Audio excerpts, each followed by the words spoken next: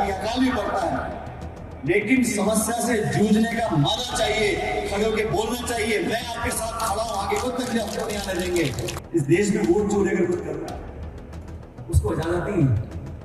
एक एक मकान में 300 वोट दिखा रहे हो और प्रमाण के साथ सिद्ध किया कि आपको वोट चोरी हो रही है। संविधान में सबसे बड़ा अधिकार अगर हम लोगों को मिला है, कोर्ट कचहरी में सबूत मांगे, सबूत आप नष्ट करना चाहते हो, वोटर लिस्ट आप हमको देना नहीं चाहते, हम आपको अगर प्रमाण देते हैं आपके तो शपथ पत्र लिख के दो, तो ये सारी बातें संकेत करती है कि कुछ गड़बड़ नहीं। मंच पर उपस्थित सभी हमारी पार्टी के वरिष्ठ नेतागण, समरजीत जी, रतन जी, सलीम गोड़ा साहब, नवीन मीणा जी, दुर्गा जी, पूर्व प्रधान जी, ताराराम जी, संध्या जी, कबैन जी, पूर्व विधायकगण, हमारे ब्लॉक अध्यक्ष महोदय और आप सब लोग, सबसे पहले तो साथियों मैं आप सब जो यहाँ पर पधारे हो आपका धन्यवाद करना चाहता हूँ। और मुझे बहुत खुशी है कि आज आप और हम इस कांग्रेस के तिरंगे की छांव के नीचे एक साथ बैठकर आने वाले समय पर चर्चा कर रहे हैं। तो रशीद भाई आपका, आपके साथियों का, हमारे पार्टी के पदाधिकारी, प्रकोष्ठों के सभी नौजवान माताएं बहनें जो यहाँ मौजूद हैं, आप सबका मैं बहुत बहुत आभारी हूँ। आज का कार्यक्रम इस जिले में आप सबसे मिलने का था, लेकिन जिस तरह आप लोग एकत्रित हुए हैं, जिस अनुशासन से और जिस मन से आपकी भावना कांग्रेस के प्रति आज हम सबको दिख रही है, उससे न सिर्फ आबू में लेकिन तमाम सिरोही, डालर, तमाम जिलों में ये संकेत और मैसेज जाएगा कि कांग्रेस को चाहने वाले, कांग्रेस के कार्यकर्ता, कांग्रेस की विचारधारा में अटूट विश्वास रखने वाले लोग अब लगातार एकजुट हो रहे हैं और लोकतंत्र में, गणतंत्र में लोगों की एकजुटता, भावनाओं को एकत्रित करना, सच्चाई के रास्ते पर चलना, ये सब लोगों की नींद उड़ा देता है जब हम सब लोग इकट्ठे आ जाते हैं। मुझे खुशी है कि आज हम सब इकट्ठे यहाँ पर आए हैं। आपने अभी सैयद जी की बात में सुन रहा था, रतन जी, रघु जी, सब ने अपनी बात रखी है। हकीकत तो यह है कि आज बहुत मुश्किल समय देश के सामने। अगर हम सिर्फ अखबार को पढ़ें, प्रचार देखें, झंडा बैनर देखें तो लगे सब कुछ बढ़िया है, जैसे पहले बीजेपी के शासन में कहा करते थे कि अच्छे दिन, सबके अच्छे दिन आ रखे, लेकिन ज्यादा लंबा नहीं चला। इस बार भी सरकार भाजपा की बन गई केंद्र में तीसरी बार, लेकिन हम मूल्यांकन करें कि पिछले 10 सालों में जितनी माताएं बहनें बैठी, किस क्षेत्र में मांगों की पूर्ति हुई है, जो लिखित और मौखिक आश्वासन इस सत्ताधारी दल ने जनता के बीच में दिए। हमने तो नहीं कहा भाजपा को आपके वादे करो, बीजेपी ने खुद वादा करा कि किसान की आमदनी दुगनी कर देंगे, दुनिया में जितना काला धन है वो सब वापस लाके लोगों के खातों में डाल देंगे, भ्रष्टाचार को जड़ से मिटा देंगे। ये बीजेपी ने वादे किए थे और जनता ने संपूर्ण विश्वास किया और 3 बार सरकार बना दी। अब सवाल उठता है कि आज जो सिरोही में, राजस्थान में, देश में जो हालात उत्पन्न हुए हैं उसके लिए कौन जिम्मेदार है? आज किसान को ना खाद मिल रहा, ना डीएपी मिल रही है, उसकी फसल खरीद के दाम बढ़ नहीं रहे और जो अंतरराष्ट्रीय बाजार में तेल के दाम कम हुए लगातार, उसका फायदा जनता को नहीं मिल रहा। हर चीज महंगी हो रही है, फल, फूल, साग, सब्जी, तेल, पानी। बाजार में जाओ तो 500 रुपए का नोट ऐसे खर्च होता है, पता ही नहीं पड़ता। ये बढ़ती महंगाई में लोगों की आमदनी कितनी बढ़ी 10 साल में? कितने उद्योग रोजगार लग गए? 2 करोड़ लोगों को रोजगार देने की बात करते थे, अरे 2 करोड़ नहीं, आप 1 करोड़ दे देते। पूरे 10-11 सालों में सिर्फ एक बात करी है, अपनी विचारधारा को जानबूझ के थोपा जा रहा है। आप किसी भाजपा के नेता से पूछो महंगाई क्यों बढ़ गई, बेरोजगारी क्यों बढ़ गई, संवैधानिक संस्थाएं कमजोर क्यों हो रही है, वोट चोरी क्यों हो रही है, उनका एक ही जवाब है, हिंदू मुसलमान, मंदिर मस्जिद। यहां पे आके सुई लग जाती है। इनसे आप ढोंग करा लो, झूठ बुलवा लो, लेकिन धरातल पर काम करने के लिए अभी संयम जी अर्जुन जी बोल रहे थे, नरेगा का कानून हमारी सरकार ने बनाया था। किस लिए बनाया था? किसी उद्योगपति को मदद करने के लिए बनाया था? किसी धन्ना सेठ की जेब भरने के लिए बनाया था? हमने कहा भाई बाढ़ आती है, अकाल आता है, ये हर घर में एक व्यक्ति को 100 दिन के रोजगार का अधिकार, कोई योजना नहीं थी, तो प्रोग्राम नहीं था। पहले कलेक्टर, सांसद, विधायक जिसको मन करा वहां में मास्टर बना के काम दे दिया करते थे। इस पंचायत में देंगे, इसमें नहीं देंगे, मेरे को देंगे, मेरे को नहीं देंगे। वो सब खत्म कर सोनिया गांधी जी ने, हमारी सरकार ने कहा बिना भेदभाव के, अगड़ा हो, पिछड़ा हो, हिंदू हो, मुसलमान हो, अमीर गरीब जो भी हो, हर व्यक्ति को, ग्रामीण क्षेत्र में परिवार को, एक व्यक्ति को 100 दिन का रोजगार का संविधान में अधिकार दे दिया था। किसके लिए दिया था? गरीबों के लिए दिया था। हमारी सरकार में रह तो मेरे पास था, कोविड का काल पड़ा, पूरा देश ठप बंद हो गया था, लेकिन नरेगा के काम चालू हुए। एक समय 54-55 लाख प्रतिदिन रोजगार लोगों को मिल रहा था। 100-200 रुपए जेब में आते थे, घर में चूल्हा जलता था, लोगों को उम्मीद जगती थी। आज नरेगा के क्या हाल है गांव के अंदर? उसको बंद करने की हिम्मत नहीं है। आप घोषणा कर दो नरेगा बंद कर रहे हैं, दुनिया सड़कों पे आ जाएगी।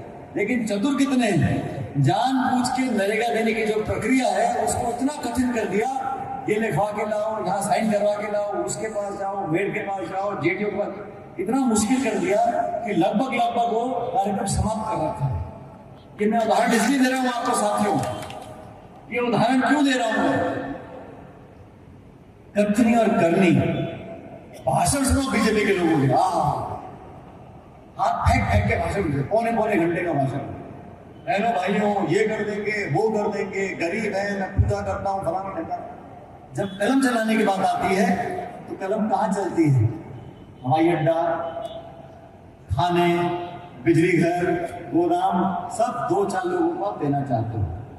कानून बनते हैं तो 2 लाख करोड़ रुपया बड़े बड़े उद्योगपतियों का माफ कर देते हैं। आज देश के अनेक राज्यों में किसान आत्महत्या कर रहा है। आज महिला उत्पीड़न, अत्याचार लगातार बढ़ता जा रहा है। और राजस्थान के लिए क्या हाल हो रहे हैं?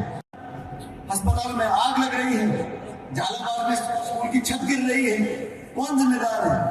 अगर नादान, निर्दोष, मासूम बच्चों की जान जा रही है और कोई भला आदमी खड़ा होकर जिम्मेदारी लेने को तैयार नहीं है, तो क्या सरकार चला रहे हैं? आप मुझे बताइए। गलती भी अगर किसी से हुई है तो कार्रवाई करिए। और सबसे बड़ी बात, दुर्घटना कहां नहीं होती है, बाढ़ भी आती है, अकाल भी पड़ता है, लेकिन समस्या से जूझने का मादा चाहिए, खड़े होकर बोलना चाहिए, मैं आपके साथ खड़ा हूं, आगे को तकलीफ आपको नहीं आने देंगे। अरे कहां छुपे पड़े हो? किसी को पता ही नहीं है कि सरकार यहां चल रही है कि नहीं चल रही है। समय अच्छा बुरा आता रहता है कि जनता के बुरे समय में अगर जनप्रतिनिधि उसको आश्वासन नहीं दे, उसको सुरक्षित नहीं रखे, संरक्षित नहीं रखे, उसके मन के उम्मीद के दिए को बुझने देगा अगर, तो काय की सरकार चला रहे हैं? वोट तो हर 5 साल में डल जाती है। मेरा आपसे निवेदन है, क्योंकि हम सब कांग्रेस के प्रांगण में बैठे हैं, इस देश को जरूरत है कांग्रेस पार्टी की, क्योंकि मौका देके देख लिया हमने, सारे इनके बातें सुन ली, इनके भाषण सुन लिए, मोबाइल में 20-20 घंटे इन्हीं को देखते रहते हैं, जो खोलो इन्हीं के चेहरे देखते हैं। अब लोग ढाप गए, अब लोग बदलाव चाहते हैं। तो आप लोगों को समझना पड़ेगा कि कांग्रेस पार्टी ने 135-30-40 सालों से इस देश को सींचा है। हो सकता है हमारी पार्टी में कहीं आप तो गलती भी की हो, हमारी नीति में सवाल उठा सकते हो, लेकिन कांग्रेस की नीयत में आप सवाल नहीं उठा सकते कि कांग्रेस ने हमेशा लोगों को जोड़ने का काम किया है। कि टकराव कराना, जहर फैलाना, अफवाह फैला देना, लोगों को भ्रमित रखना, जज्बातों में बह जाओ और वोट डाल लो, उसके बाद अब तुम्हारे घर हम अपने घर। इस व्यवस्था को बदलने के लिए कृपया करके जो हम सब ने गलती करी है पिछले विधानसभा चुनाव में, वो इस बार नहीं करनी। हम सब अगर साथ आएंगे, आज राहुल गांधी संघर्ष कर रहे हैं, इसके लिए कर रहे हैं, उन पे सोनिया जी पर मुकदमे हो रहे हैं, केस चल रहे हैं, ईडी उनको बुला रही है, छापे पड़वा रही है, क्यों, किस लिए? वो भी आराम से अपना चुनाव जीते घर बैठ सकते हैं। वो पूरे देश में चले, 5,000 किलोमीटर क्यों चले? इस देश में बिखराव हो रहा था, भाई भाई का दुश्मन बन रहा था। कहीं मॉब लिंचिंग हो रही है, कहीं अफवाह फैल रही है, और ऐसा प्रचार होता था कि सब भाई दुश्मन एक दूसरे के बने हैं। उन्होंने यात्रा करी, भारत को जोड़ने की यात्रा करी, लोगों के जख्मों पर मलहम लगाने का काम किया, और आज उन्होंने देश के सामने जो प्रमाण दिए हैं, इस देश में वोट चोरी अगर कुछ कर रहा है उसको इजाजत नहीं है। हम अखबार में पढ़ते थे खबर कि निर्वाचन आयोग ने 4-3 दिन तक लोग पैदल चले, जानवरों पर मशीनों को रखकर पहाड़ों पे ले गए, रेगिस्तान में ले गए, वहां पे एक झोपड़ी में 2 लोग रहते हैं, वो 2 लोग अपनी वोट से वंचित ना रह जाए, इसलिए 3 दिन तक पैदल जाकर लोग वोट डलवाने के लिए मशीन लगाते थे। ये वोट की कीमत है। और यहाँ पे लाखों लोगों के नाम काट रहे हो, गरीब है, दलित है, आदिवासी है, पिछड़ा है, असहाय है, उसके नाम काटे चले जा रहे हो। जो जिन्ना ने मरा दिखा रहे हो, एक मकान में 300 वोट दिखा रहे हो, और प्रमाण के साथ सिद्ध किया कि अगर वोट चोरी हो रही है। संविधान में सबसे बड़ा अधिकार अगर हम लोगों को मिला है, बाबा साहब अम्बेडकर ने अधिकार दिया संविधान में, कोई कितना बड़ा छोटा हो, सब एक वोट के मालिक है। उस एक वोट का जो अधिकार है वो सबसे बड़ी पूंजी हमारी है। उसको छीनने का कोई साहस करेगा तो ना सिर्फ कांग्रेस पार्टी, लेकिन सब पूरा भारत रोसा के सर पे खड़ा होगा।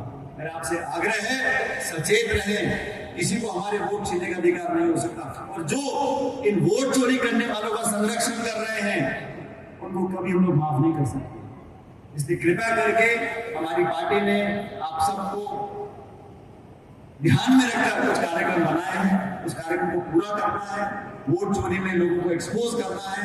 और मैं अंत में पूछना चाहता हूं, इस देश में जो निर्वाचन आयोग है वो किसी की बकौती नहीं है, वो किसी विचारधारा का नहीं है, वो न पक्ष का न विपक्ष का है। उसको तो चुनाव कराना है, पारदर्शिता से कराना है, संवैधानिक अधिकार उनको दिया गया है। वो अगर कहते हैं कि जिस दिन मतदान हो रहा है, मतदान के दिन पोलिंग बूथ के अंदर वो कैमरा लगाना है, सीसीटीवी का कैमरा, निर्वाचन आयोग ने बोला अपने आप ही कि हम 45 दिन के बाद वो सीसीटीवी की फुटेज को नष्ट करना चाहते हैं। क्यों नष्ट करना चाहते हैं?